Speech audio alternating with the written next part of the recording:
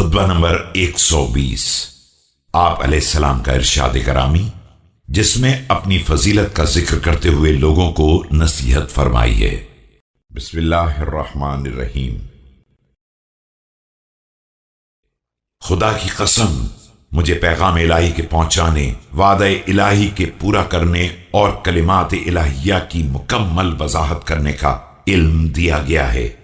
ہم اہل بیت کے پاس حکمتوں کے ابواب اور مسائل کی روشنی موجود ہے۔ یاد رکھو، دین کی تمام شریعتوں کا مقصد ایک ہے اور اس کے سارے راستے درست ہیں۔ جو ان راستوں کو اختیار کر لے گا وہ منزل تک پہنچ بھی جائے گا اور فائدہ بھی حاصل کر لے گا، اور جو راستے ہی میں ٹھہر جائے گا وہ بہک بھی جائے گا اور شرمندہ بھی ہوگا۔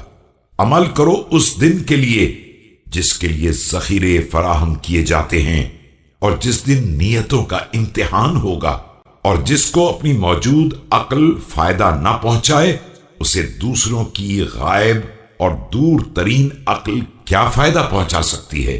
اس آگ سے ڈرو جس کی تپش شدید، گہرائی بعید، آرائش حدید اور پینے کی شے سدید یعنی پیپ ہے۔ یاد رکھو، وہ ذکر خیر جو پروردگار کسی انسان کے لیے باقی رکھتا ہے وہ اس مال سے کہیں زیادہ بہتر ہوتا ہے جسے انسان ان لوگوں کے لیے چھوڑ جاتا ہے جو تعریف تک نہیں کرتے ہیں۔